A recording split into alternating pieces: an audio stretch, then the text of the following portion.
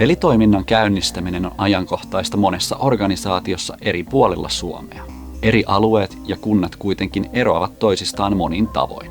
Senkään vuoksi ei ole olemassa yksinkertaisia vastauksia siihen, miten käynnistäminen tulee tehdä.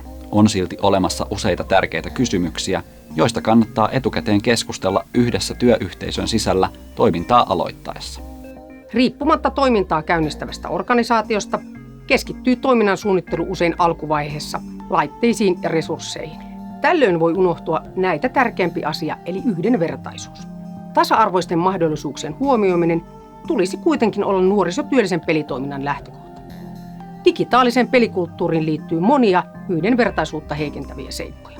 Esimerkiksi tyttöjen asema on pelikulttuurin sisällä monin tavoin haastava. Ja erityisen heikko se on e-urheilutoiminnassa. Tällä hetkellä Suomen nuoret ovat eriarvoisessa asemassa myös sen suhteen, voivatko he osallistua nuorisotyölliseen pelitoimintaan. Osassa kunnista toiminta on toteutettu jo yli 10 vuotta. Joissain paikoissa taas toiminta on vasta käynnistymässä. Lisäksi pelitoiminnan muodot voivat vaihdella kunnasta toiseen. Etenkin isommilla paikkakunnilla on pelitaloja ja keskuksia, joissa nuoret voivat fyysisesti kokoontua ja pelata konsoleiden lisäksi tietokoneella muiden nuorten kanssa. Joissain kunnissa toiminta voi olla satunnaisia tapahtumia tai tapahtua verkon yli nuorten omilla koneilla. Toimintaa tehdään monin eri sisällöin ja kunnissa vaihtelee se, sisältääkö pelitoiminta digitaalisten pelien lisäksi muuta pelaamista, kuten lauta- tai roolipelejä. Kyse on isosta asiasta juuri yhdenvertaisuuden näkökulmasta. Omien pelivälineiden, etenkin pelitietokoneiden tai konsolien ostaminen ei ole kaikissa perheissä taloudellisesti mahdollista. Laitteiden lisäksi tarvitaan riittävän nopea nettiliittymä, joka myös maksaa kuukausittain. Yksi nuorisotyöllisen pelitoiminnan ajatus on, että toiminnan tulisi tarjota pelikulttuuriin liittyviä kokemuksia ja elämyksiä myös niille nuorille, jotka muuten jäisivät näistä paitsi. Pahimmassa tapauksessa he jäävät näistä sukupolvikokemuksista ulkopuolelle ilman omaa tahtoaan. Onkin tärkeää miettiä, miten toiminta saataisiin kohdistumaan sitä eniten tarvitseville nuorille. Esimerkiksi e-urheilutoiminta kohdistuu pojille ja etenkin sellaisille nuorille, jotka pelaavat muutenkin ja joilla on laitteet ja välineet olemassa.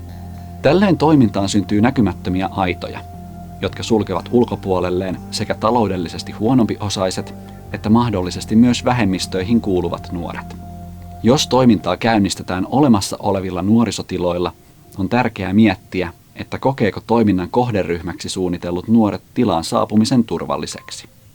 Nuorisotiloilla saattaa olla nuorten tai heidän huoltajiensa keskuudessa tietynlainen maine, joka nostaa sinne saapumisen kynnystä ja pahimmillaan jopa estää sinne osallistumiseen.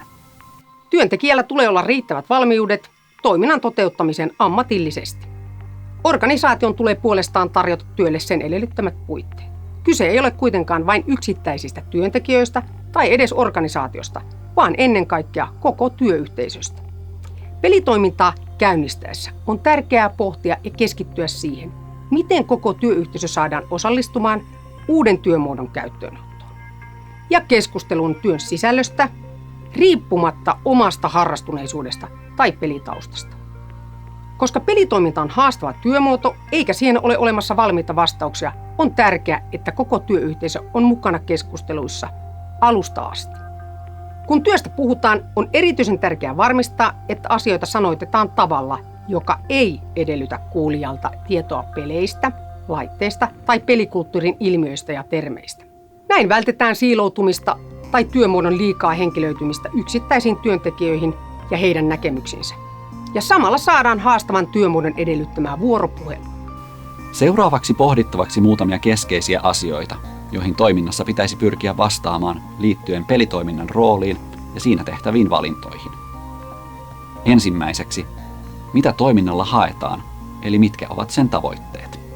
Tähän kuuluu myös toiminnan kohderyhmän pohtiminen ja se, mitä kohderyhmälle toiminnalla tarjotaan. Toiseksi, miten toiminnassa toteutuu nuorten yhdenvertaisuus.